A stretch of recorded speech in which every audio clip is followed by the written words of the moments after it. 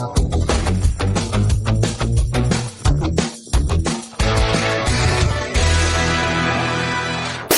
amigos, ¿cómo están? Bienvenidos a otra edición de Rómpela. Hoy con un amigo ya de la casa, institucionalizado ya con la marca Rómpela. Lo van a estar viendo, me imagino, después del 11 de marzo, seguido por estos lados. Tiene que venir de visita, ¿no es cierto?, al distrito, y ahí vamos a estar tratando de conversar con él porque es una persona muy ocupada y muy requerido, ¿no es cierto?, en diferentes plataformas y también en otros programas de connotación nacional, como Sin Filtro, por ejemplo. Estimado Ricardo Neumann, diputado electo del Distrito 16, ¿cómo está? Feliz de estar acá, Gustavo. Efectivamente ya me siento de la casa.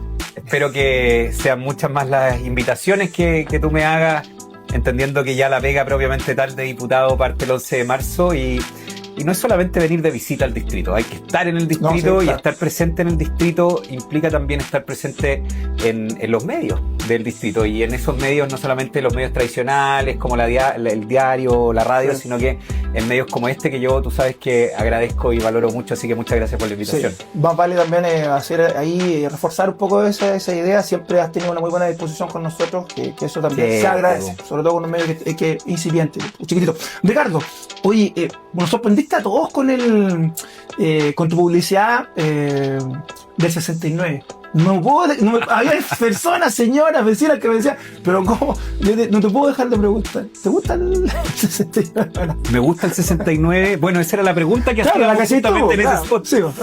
¿A ti te gusta el 69? Exacto. Y bueno, la verdad es que hay varias razones para que a uno le guste el 69. El año en que el hombre llegó a la luna, el primer Woodstock también. Sí. El 69 es un número que en numerología implica equilibrio, es como el yin y yang de los números, y tiene sentido. Un palíndromo se lee de la misma forma para los dos lados. Justamente en un panel de radio que salió el tema del 69, venía después una numeróloga en San Vicente y me dijo, oye, no, pues si es verdad, si el 69 es un número muy especial, más allá de la connotación también que tiene y que todos sabemos, que obviamente daba para jugar. Obvio, por supuesto. Pero es un número que implica equilibrio entre orden y cambio. Y yo justamente creo que eso es lo que necesita un poquito Chile hoy día. Cambios profundos, obviamente, pero que nos permitan ordenar la casa, que nos permitan vivir más tranquilos, que nos permitan vivir más seguros, que nos permitan mandar a nuestros niños tranquilos al colegio sabiendo que van a volver seguros, pero que además van a aprender y que no van a llegar a cuarto básico sin saber leer o escribir como corresponde, en el fondo. Entonces, justamente que hoy día 60% de los alumnos en cuarto básico no entienden bien lo que leen. Son cosas básicas que no tienen que ver solamente con la capacidad de lectora, que obviamente es básico, sino que tiene que ver con el pensamiento crítico. Cosas tan importantes para la democracia, que es tener ciudadanos críticos de la realidad, tiene que ver con la capacidad de información de la población, y esa capacidad de información tiene que ver con la capacidad lectora. Entonces, tú te fijas que una capacidad como la lectura no es solamente una cuestión académica, sino que es un problema político. Y yo creo que el 69 daba, volviendo al punto, para jugar mucho. Obviamente, desde el punto de vista electoral, en una campaña uno necesita que el número que le tocó, que además toca por suerte, no es que uno ya haya elegido el 69, yo creo que todos se lo pelearían si es que uno los pudiera elegir. A mí me tocó por suerte, y dentro de esa suerte, había que hacer que se recordara fácil. Y yo creo que estuvo bien pensado ahí la estrategia para que se recordara. Mira, otra frase buenísima, yo la encontré buenísima, fue ese tema de aún patria. Pero te quiero llevar con esa frase a preguntarte inmediatamente lo que pasó con la acusación constitucional de paz. Yo te diría, Chile vamos, ¿aún hay patria? No, queda patria, no queda ahí. Que a poca patria en Chile vamos, y yo lo he dicho en varios espacios, digamos. A ver, vamos por parte. El Aún hay patria fue nuestra frase, nuestro eslogan de campaña. Por supuesto que lo tomamos de esa frase inmortal de Manuel Rodríguez, que después del desastre, en realidad fue después del desastre de Cancha Rayada. Todos creen que después del desastre de Rancagua, pero después de un desastre propio de la independencia, donde la idea de un Chile libre, soberano, parecía esfumarse. Bueno, ese espíritu que yo creo que es bien chileno, bien resiliente, esa idiosincrasia que se forjó y que se sigue forjando en el rigor de los terremotos, de los desastres naturales. Tenemos desastres cada cierto tiempo, y aún así en toda nuestra historia, siempre unidos, hemos sabido volver a levantarnos justamente con ese espíritu de aún hay patria. El gobierno de Boric para mí fue, y sigue siendo hasta el 11 de marzo, un total desastre. Exacto. Por donde lo miremos, en seguridad, en educación, en políticas de vivienda, en políticas de salud, para qué decir, en economía, el estancamiento económico que hoy día nos tiene con cifras históricas en desempleo, más históricas aún si uno considera el 16% de desempleo en los jóvenes menores de 30 años. Un nivel de desesperanza profundo, sobre todo en una juventud a la que le prometieron que si usted era primer profesional de la familia o primer técnico de la familia iba a tener la vida más o menos resuelta, y una promesa profunda incumplida. Y que no es una promesa incumplida de la izquierda a la derecha, es una promesa, digamos, incumplida desde un punto de vista sociológico muy, muy profundo. Y eso se ve aún más agravado con la ineptitud, la inexperiencia de este gobierno de jóvenes que creían que por el hecho de ser jóvenes tenían todas las virtudes del mundo. Giorgio Jackson alguna vez dijo que tenían una moral superior a todos los que lo antecedieron. Y la verdad es que yo creo que eso es resultado, finalmente, de la soberbia propia de niños burbuja. Si tú piensas en la generación que hoy día nos gobierna, son cabros que en la universidad ganaron sus elecciones para ser dirigentes estudiantiles. Tú sabes que sin ir más lejos fui yo el que perdió contra Giorgio Jackson en la FEUC del 2011 por muy poquitos votos. Y bueno, pasaron de la mesada del papá en la universidad directo a la dieta parlamentaria, de la dieta parlamentaria directo al sueldo de ministro, al sueldo de presidente, y nunca salieron de la burbuja del Estado, nunca han vivido la vida real. Y cuando llegaron al gobierno se les notó esa inexperiencia, esa falta de preparación, esa ineptitud en la manera de abordar los problemas, incapaces de reconstruir un mega incendio, solo un 7% de ejecución del mega incendio en Valparaíso, incapaces de contabilizar como corresponde las cuentas de la luz, incapaces de armar un presupuesto nacional como corresponde, con todos los problemas, incapaces de hacer un CIMSE, incapaces de lo más básico. Haciendo el contrapunto, bueno, yo me considero de esa generación, somos coetáneos a Boric, a Jackson, a Vallejo, pero fuimos los que perdimos nuestras elecciones en la universidad. Y bueno, el perder, que por supuesto es doloroso, a mí me permitió de partida terminar mi carrera, después de terminar mi carrera, trabajar, emprender, pagar impuestos, dar empleo. Tuve familia, me perfeccioné en el extranjero, me di una vuelta larga. Así yo y muchos que por la derecha nos dimos la vuelta larga. Esto es una historia lo conversamos siempre con mi amigo Pancho Rego, que él era dirigente estudiantil en la Chile, yo era en la Católica, nos conocemos de esa época, perdimos nuestras elecciones y bueno, hoy día recién el año 2025, cuando ya estamos más cercanos a los 40 años, estamos entrando al Parlamento con ganas, con hambre y con una vuelta larga que creo yo que nos ha preparado toda la vida para hacerlo bien. Tenemos que demostrarlo. Tú sabes que estoy profundamente agradecido por la tremenda mayoría de votación que sacamos. Fuimos la primera mayoría del distrito, fuimos la primera mayoría de la derecha en la región, también eso nos tiene muy orgullosos. Fuimos de las primeras mayorías proporcionales a nivel nacional también. Y eso, que por supuesto Gretón también. Exacto, es un gran privilegio. Al mismo tiempo, como diría Ben Parker, es una tremenda responsabilidad. Y esa es la responsabilidad que hoy día pesa sobre nuestros hombros para hacerlo bien. Dentro de esas responsabilidades, y vuelvo a tu pregunta, no creas que se me ha olvidado, bueno, está ir definiendo cuál es el nuevo ciclo político. Porque aquí yo creo que hay que desdramatizar la muerte de Chile Vamos. Porque uno dice, se murió Chile Vamos y todo, está matando a Chile Vamos. Oye, Chile Vamos es una alianza electoral circunstancial que no tiene nada que ver con la existencia de los partidos. Muchas veces se confunde la existencia del partido UDI, RN, lo que sea, con la existencia de Chile Vamos. No, Chile Vamos es un cascarón que reúne a distintos partidos. Muchos de ellos, la mayoría de ellos van a seguir existiendo. Dejo ahí en duda a Evópoli, que está peleando por su subsistencia. Pero Chile Vamos es un cascarón, es un vehículo electoral que, hijo de su tiempo, responde a liderazgo histórico de un momento y un lugar determinado, muy particularmente al liderazgo de Sebastián Piñera.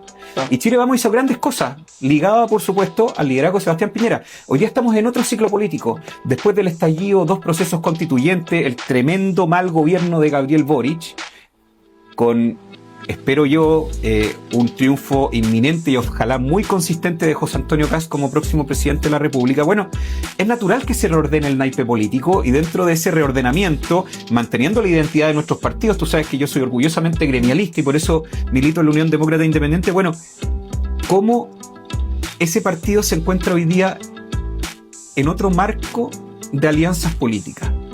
Y yo creo que la UDI en particular ha vivido mucho tiempo sufriendo el lastre de nuestros socios hacia el centro. Tú dices directamente RN. Evópolis. Sí. Creo que el ejemplo que das tú de el fracaso de la acusación constitucional del ministro Pardo la semana pasada por votos de los mismos oportunistas de siempre, Chaguán, o Sandón, Paulina Núñez, que son los mismos díscolos de siempre. Ojo, Kuzanovich había querido saltar el Rubicón hacia republicanos también. Por eso te digo, pero con ese oportunismo, digamos, que no tiene que ver con una convicción de fondo. Bueno, una acusación constitucional justificadísima, como la acusación constitucional contra el ministro Pardo, que fue el culpable, evidentemente, de este mal cálculo de las cuentas de la luz, que fracase por justamente esos votos de oportunismo y yo te diría de hasta un narcisismo un poquito patológico por algunos senadores, en este caso la mayoría de Renovación Nacional, y ya nombré algunos. Bueno, ¿qué hace la UDI en ese caso? Yo creo que la UDI lleva mucho tiempo viviendo el lastre de sus socios. Yo creo que es muy complejo, que quedó como el jamón del sándwich. Es muy complejo la posición en la que quedó la UDI, porque es muy difícil ser el partido más de derecha de la coalición de centro. Claro, porque todo lo que podría capitalizarse bien políticamente de jugar al centro, se lo lleva para la casa RN.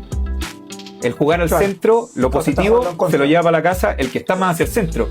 ¿Qué le pasa a la UDI? La UDI se convierte en un escudero de RN, siendo el partido más de derecha, recibiendo todos los golpes que vienen desde la derecha, que hoy día está conformada por republicanos, por el Partido Social Cristiano, por el Partido Libertario. ¿Qué te quiero decir con esto? Y aquí voy a hablar a título personal. Yo como UDI siento que el partido ha perdido mucho estando en la coalición de centro. Siento además que, insisto, a nivel personal, yo me siento infinitamente más cómodo conversando con alguien del Partido Libertario o del Partido Republicano a conversar con una persona que todavía no tiene bien definida su identidad política, como algún personero de Evópolis o como algunos de los oportunistas de RN que hicieron fracasar la acusación constitucional. Y eso creo que es parte del desafío de la generación nueva que está entrando. Tú bien lo decías, las tres primeras mayorías de la UDI son mayorías que políticamente son bien nítidas y distintas a las que nos precedían. La primera mayoría fue Eduardo Cretón, 15% en la Araucanía. Yo orgullosamente acá en Colchagua, 12,4%. Connie Hue con un 11% en el distrito 11. Somos 3 exconstituyentes. Nos tocó vivir Vietnam. Vimos en primera línea lo que es la izquierda cuando tiene el control y la hegemonía del poder. Sabemos que ahí no son demócratas, que no nos ven como un legítimo contradictor con el cual nos podemos poner de acuerdo, sino que nos ven derechamente como un enemigo a destruir. Y bueno, desde esa experiencia personal, nosotros por supuesto que tenemos una posición política que nos lleva naturalmente a tener una posición, como diría Jaime Guzmán, bastante más granítica y que uno se siente más cómodo hacia la derecha. Mira, y como dijo Quintana en algún momento, cuando se vieron con mayoría, me parece en el segundo gobierno de Michelle Bachelet, la famosa frase esta de llegar y pasar la retroexcavadora nomás, porque no había ninguna opción, y eso es lo que le hicieron ustedes, pero yo creo que exponencialmente por mucho más. Ricardo, dígame. Nos queda claro, ¿cierto?, ese punto, pero te voy a llevar un poco a cosas que han pasado ahora dentro de la contingencia estos días. No he tenido la oportunidad de conversar contigo y te la vamos a consultar. Como tú eres abogado constitucionalista, y había una promesa que a mí me interesó mucho dentro de lo que se habló mucho en la campaña de Joe Kaiser respecto a la reforma del Poder Judicial y a lo que era la Fiscalía. ¿Por qué te lo digo? Porque hace poquito, ¿no es cierto?, se dio a conocer lo que era la sentencia al ex ¿no es cierto?, director de la PDI, me parece que son, si no me olvido, 17 años, y a la señora le dieron 541 días. Entonces, ¿a qué voy? Sumámosle el tema de la muñeca Bielorrusia, y tú sabes, como buen abogado constitucionalista, o sea, me imagino que Montesquieu se debe estar revolcando, ¿no es cierto?, en su tumba por el tema. ¿Qué pasa con la separación de los tres poderes del Estado? Vemos que hay una confabulación, y uno, cuando agarra un hilito y va tirando ese hilito, se desenrolla por una madeja pero gigantesca. ¿Qué opinas tú? Y desde esa mirada, ¿cómo va a abordar este tipo de cosas que es un flagelo, pero directamente a lo que es la democracia? Te lo pongo, por eso te lo pongo en el ejemplo de Montesquieu, y ver desde tu tribuna cómo vas a poder aportar a que eso cambie o mejore. Bueno, yo creo que está íntimamente ligado al rol de un legislador, y voy a ocupar otra palabra distinta al legislador, de un parlamentario, ¿sí? Porque el parlamentario tiene 3 funciones: legislar, y por eso se les dice legisladores, pero también tiene la función de fiscalizar y la función de representar. Creo que el mandato constitucional los pesos y contrapesos, los famosos check and balance que tienen los distintos poderes del Estado para que ninguno se lleve la pelota del poder para la casa, hoy día están de alguna u otra forma en crisis.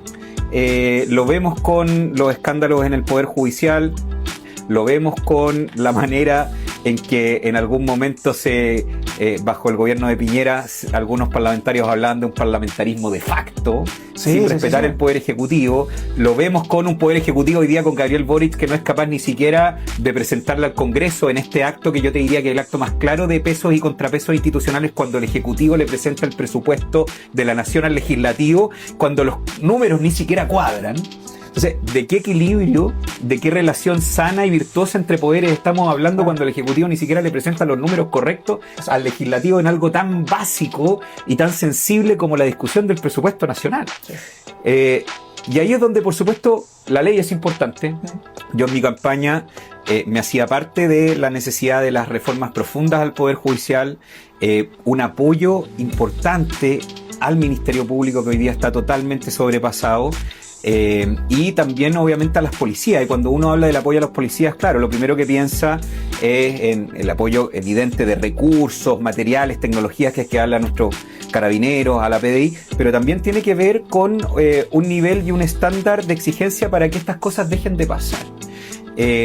Y yo te diría que esto es importante no solo porque democráticamente nos permite tener un equilibrio sano entre distintos poderes e instituciones del Estado, que eso es lo que configura la democracia, que es bastante más profundo que el 50+1, que el que cree la gente que la democracia es simplemente el voto. No, es un equilibrio sano de instituciones y poderes del Estado que nos permite ponernos de acuerdo entre distintos. Esa es la democracia. Hoy día no está funcionando bien, vemos que el país está polarizado, vemos que el Parlamento está fragmentado y atomizado, que le tranca la pelota al Poder Ejecutivo, en fin.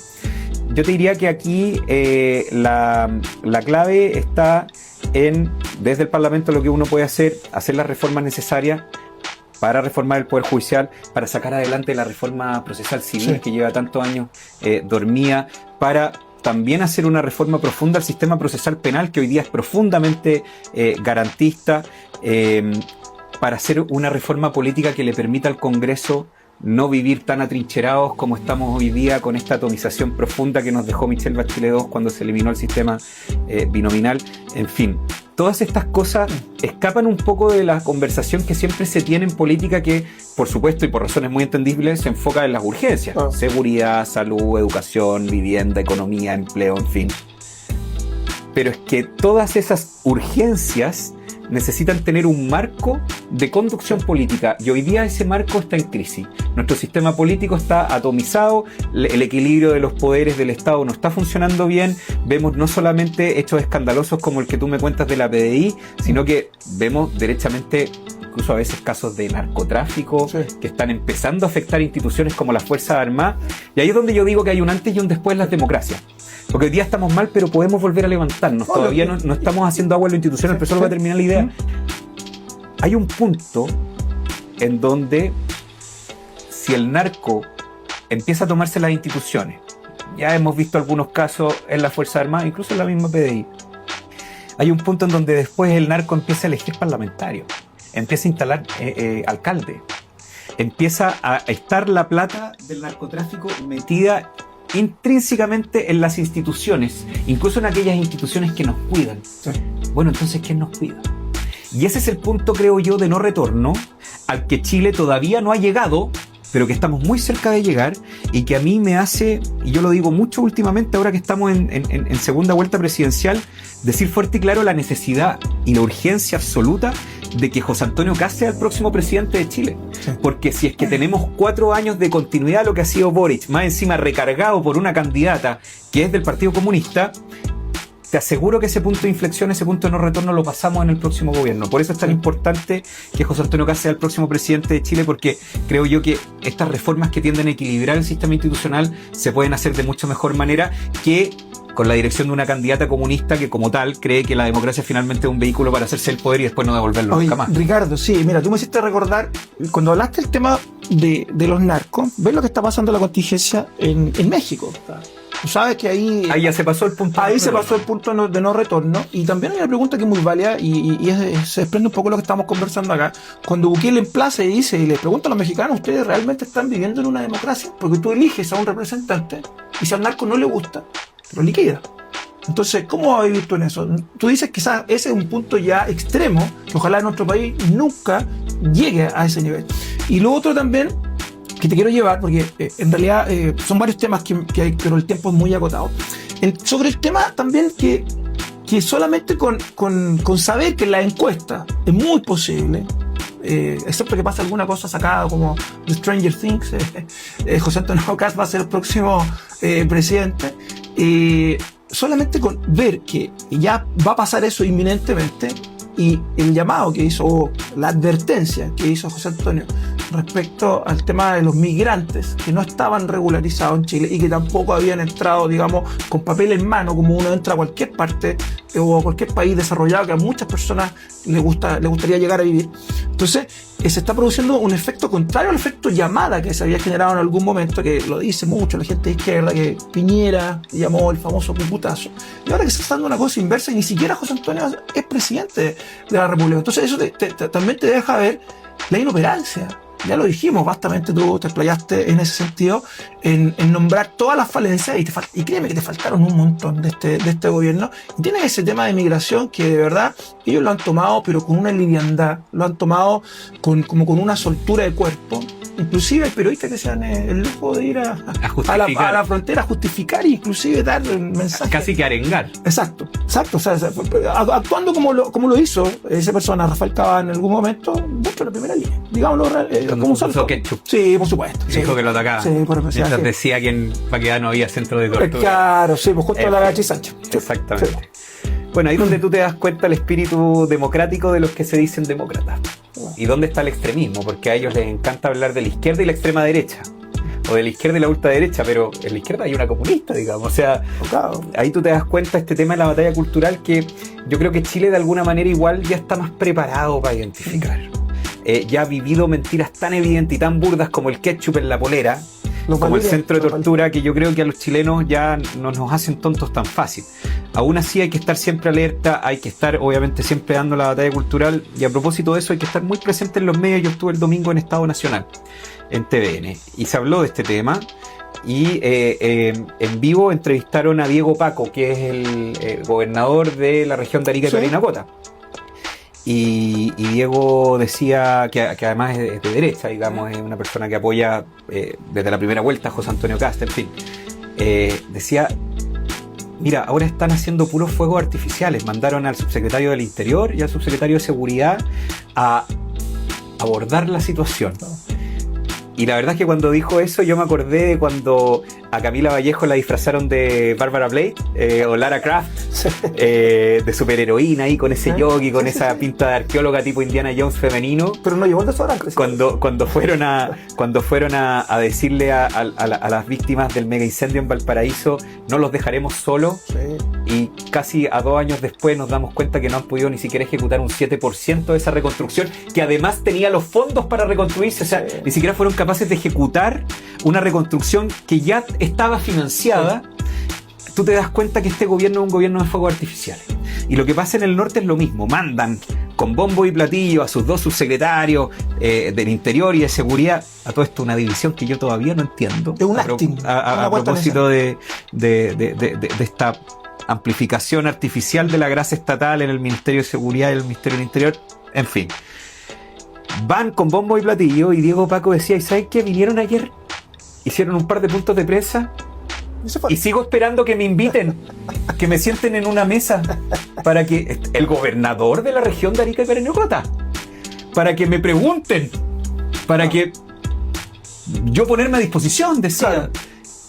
Y me siguen. Son los mismos que te hablan de descentralizar todo el tema y van a las regiones. Entonces, al final, ¿qué te demuestra esto? De que este es un gobierno retórico, es un gobierno narrativo, es un gobierno de mucho gesto simbólico, pero de poca acción. Y lo que está pasando hoy día en el norte, creo yo que es consecuencia de una ceguera ideológica profunda, de una negación, de una soberbia ideológica que, si tú te fijas, hace 5 años atrás Janet Jara, con pelito negro y polera matapatco, decía que estaba totalmente de acuerdo a la apertura total de fronteras, al derecho a la transhumancia y que aquí somos todos hermanos, y ella como comunista, estas son frases literales de ella, creía en la unidad de Latinoamérica sin fronteras, qué sé yo. Obviamente hoy día por razones electorales ella tiene un discurso muy distinto, pero si tú te fijas, ¿qué demuestra esas frases originales de Janet Jara? De que para la izquierda el tema migratorio siempre ha sido ideológicamente un tema que hay que flexibilizar en su totalidad y que el Estado no puede regular ni controlar. De esa ceguera, de esa negación ideológica donde le bajan el perfil al problema migratorio, hoy día estamos viendo una situación de un Estado que llega demasiado tarde. Porque por mucho que manden al subsecretario del Interior y al subsecretario de Seguridad con bombo y platillo y sus fuegos artificiales, lo que está pasando hoy día en la frontera con Perú es la consecuencia de un Estado que no se puso los pantalones cuando debía ponérselo, y eso era hace 3 años atrás, no hoy día. Entonces, ¿de qué sirve decir que hoy día mandan a su gente a abordar la situación? Ni siquiera son capaces de invitar al gobernador regional, si es que al final están llegando a destiempo a una situación que tenían que abordar antes y que no lo hicieron por inexperiencia, por ineptitud, pero por algo mucho más profundo, simplemente porque ideológicamente no creen en eso. Última frase que para mí ha sido muy útil. Hace un par de semanas, yo diría que casi un mes, Carolina Toá, desde su travesía en el desierto, que se la fue a mandar a París, desde París decía con una honestidad que yo valoro, que la izquierda tiene ideológicamente una alergia a la aplicación de la ley en materia de seguridad e inmigración. No lo digo yo, que soy de derecha. Lo dice Carolina Toá, que estuvo en la primaria de la izquierda y que perdió contra la candidata comunista. Carolina Toá dice que la izquierda tiene una alergia, una aversión a aplicar la ley como corresponde en materia de seguridad y de inmigración. Lo que está pasando hoy día en Arica es una consecuencia de eso, y te insisto, no lo digo yo, lo dice Carolina Toá y lo dijo Janet Jara también cuando decía que todos teníamos que traspasar libremente las fronteras. Oye, te queda pero sumamente claro el punto con respecto a seguridad y migración, pero todavía hay otro tema que también te compete. Yo sabes que yo sigo siempre las redes sociales de todos los invitados que tenemos acá. Tú hablabas mucho del tema de la cultura. ¿Por qué te lo pregunto? Porque tú sabes que yo tengo una ideología que tiene que ver con el pensamiento liberal, ¿ya? Y te diría que una cosa que falta mucho acá en Chile, y lo tocamos también hace un ratito atrás, el tema de fomentar la lectura. ¿Por qué nosotros no hablamos de cosas que son reales? Porque te lo voy a explicar de esta forma. Cuando a veces los municipios, digámoslo así, o alguna otra entidad pública, gastan los recursos de la gente en por ejemplo, una obra de teatro. Y es gratuita, entre comillas, es gratuita para la gente, vamos a poner esos planos. Pero el que termina decidiendo es alguien del municipio. Pero vamos al meollo del tema. Bajemos el impuesto, por ejemplo, a los libros, ir a los eventos deportivos, ir a los eventos culturales. No es una cosa muy, muy loca. Por ejemplo, en nuestros países vecinos, me parece que Argentina, Brasil y Uruguay no tienen ningún tipo de impuesto. Y si vamos quizás España y Portugal, me parece que tienen 4 y 5 cada uno, y estaría bueno en esa senda para que la gente también pueda, con su propio dinero, decir, ¿sabes qué? No me gusta ir a tal obra o a tal evento. Y muchas veces tú sabes que, y tú lo has dicho anteriormente, que la cultura en Chile también está cooptada. Está cooptada, y tú sabes que está cooptada por una ideología. Entonces yo digo, también para que le saquemos, ¿no es cierto?, de las manos a algunas instituciones y que la gente pueda costear directamente, ¿no es cierto?, su literatura, sus eventos culturales, y no depender de, ¿no es cierto?, de quien esté decidiendo o llevándote, ¿no es cierto?, a ver qué cosa o no. Efectivamente. Varias cosas, porque tú sabes que es un tema sensible. Es mi área de expertise el tema de las políticas culturales. Cosa que me enorgullece mucho, porque yo, siendo de derecha, soy de un sector que hace mucho tiempo cree, y eso está cambiando, pero hace mucho tiempo cree que la cultura finalmente es un tema meramente accesorio, lúdico, de distracción. La cultura es la base de la discusión pública, es la manera en que las personas en un momento y un lugar determinado interpretan la realidad. La manera en que Chile interpretaba culturalmente la realidad el 18 de octubre del año 2019 a la manera en que los chilenos interpretan la realidad hoy día es un fenómeno de cambio cultural, y enhorabuena, digamos. Ahora, así como rápido fue, a mí me da susto que el péndulo vuelva radicalmente para el otro lado, hay que tener cuidado con eso, pero la cultura es importante porque no es solamente una obra de teatro o un libro, la cultura es importante porque define el sistema de creencias con los cuales una sociedad política en un momento y un lugar determinado interpreta la realidad, en función de la cual toma decisiones políticas.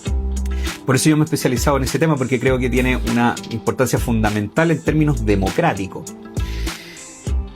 Hoy día, lamentablemente, la cultura está capturada en un pequeño club de amigos a partir del sistema de concursabilidad. El famoso Fondart es básicamente un sistema que pone mucha plata a un pequeño grupo de amigos que se turnan año a año. Un año son jurados y le dan la plata a los amigos que están postulando, y al año siguiente los amigos que postularon son jurados y le dan la plata de vuelta. Eso es el Fondart. Es un universo de no más de 3.000 personas.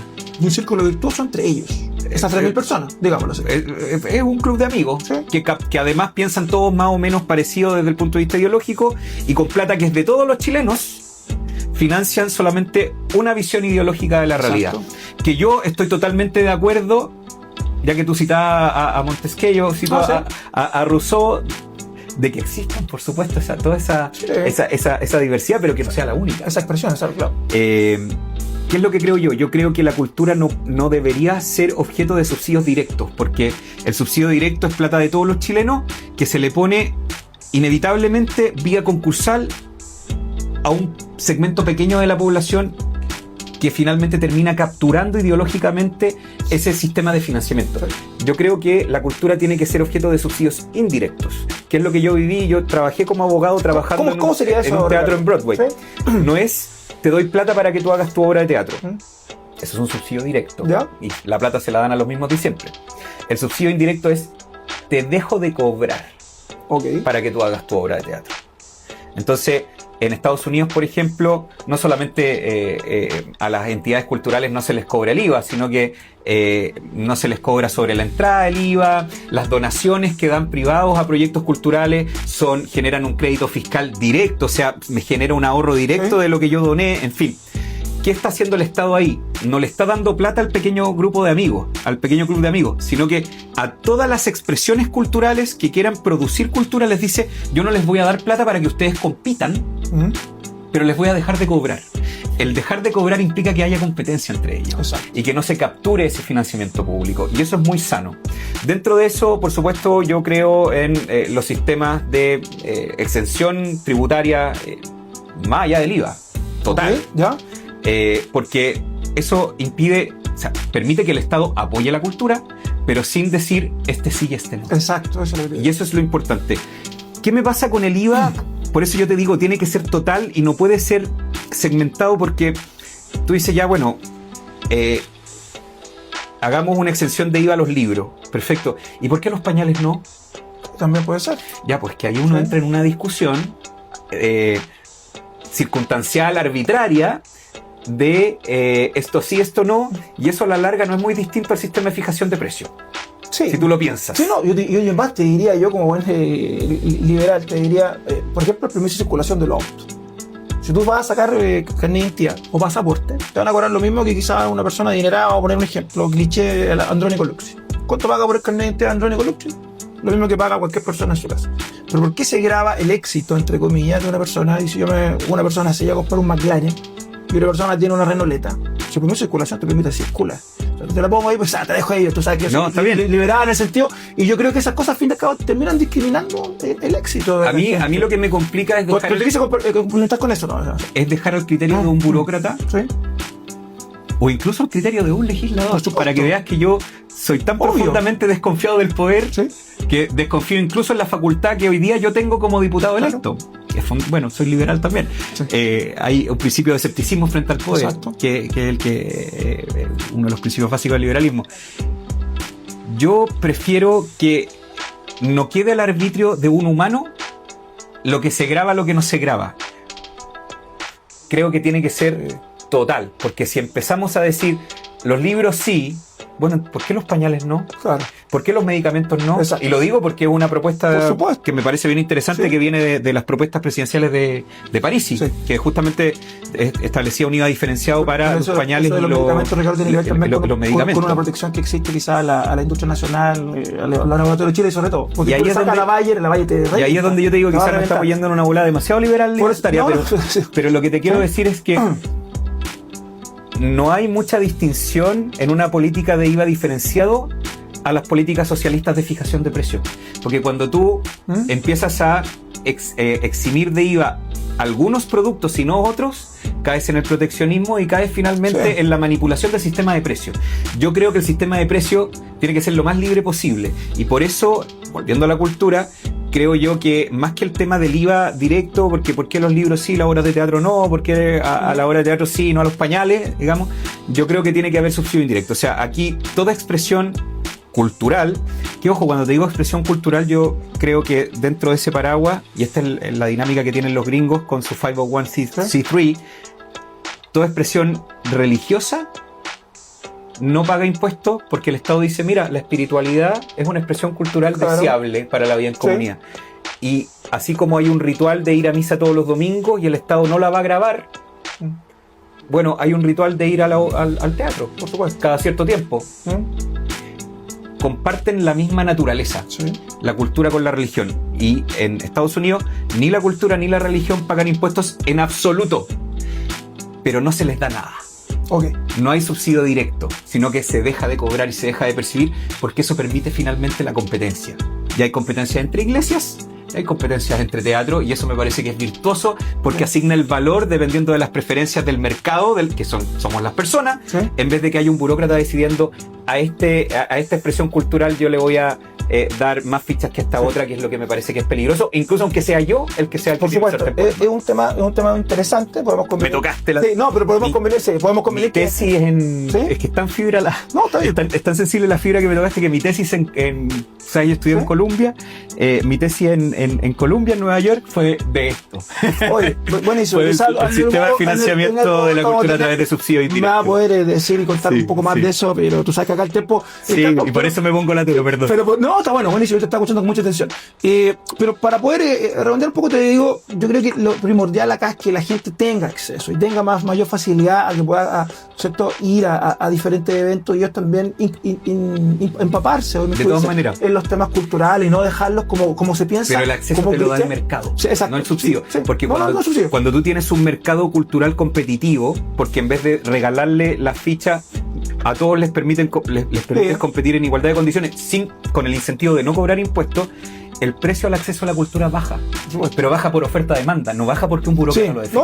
Y eso es lo que finalmente te comprendo y podemos coincidir, por eso digo que aquí hay que sacar el tema de que alguien o un burócrata o una persona o un grupo de personas decida qué o no hacer, ¿cierto? Ahí yo creo que estamos claro. Ricardo, mira, nos pilló el tiempo, nos pasamos, todo entretenido, quedaron muchas cosas, yo siempre anoto muchas cosas cuando digo va a tener un invitado, trato de acomodarme un poco, por ejemplo en la edición pasada estuvo acá tu colega prontamente ya en el Congreso, Cristofanini. Colega y amigo. Exacto. Y a él quizás le hice unas preguntas más que nada relevantes a temas económicos, como él es ingeniero comercial y todo el tema no es un tema discriminativo, sino que yo trato de sacarle el mejor provecho a los invitados que están junto a nosotros acompañándonos. Así que Ricardo, como usted ya sabe, es habitué de la casa, aquí está su cámara y saludos finales. Bueno, pedir disculpas si me alargué ñoñamente con el tema cultural, pero de verdad que da para tener un programa completo, porque yo creo que efectivamente cuando uno es capaz de liberalizar esos mercados hoy día tan capturados ideológicamente como el mercado de la cultura, se permite profundizar mucho más y de mucha mejor manera la democracia. Y yo creo que ese es el desafío que nosotros tenemos. Estamos viendo un nuevo ciclo político, va a haber un reordenamiento profundo en el tablero de la política. Si Chile Vamos cumplió en algún momento su rol en base al liderazgo de Sebastián Piñera, bueno, vamos a ver cuál va a ser la articulación de coaliciones y alianzas políticas que se van a dar en función del liderazgo de José Antonio Kast, que no me cabe duda que va a ser el próximo presidente de Chile.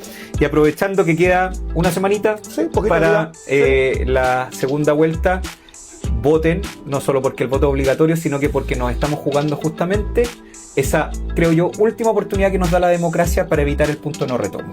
Necesitamos un gobierno firme, con cambios profundos que permitan no solamente volver a levantarnos en términos económicos, en términos de eficiencia fiscal, sino que permitan volver a tener una educación que sea el motor de la movilidad social, volver a tener seguridad, que es el primer deber del Estado, que la salud no sea una tragedia familiar, que se aborden como corresponden las listas de espera a través de alianzas virtuosas entre lo público y lo privado, en fin.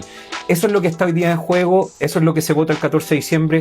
Tenemos dos opciones súper claras, parece que hasta cliché lo que voy a decir, pero es literalmente libertad o comunismo. Alemania, entre los 60 y los 80, tuvo este experimento, se dividió por la mitad y tuvieron que construir un muro para que el lado comunista se dejara escapar al lado liberal.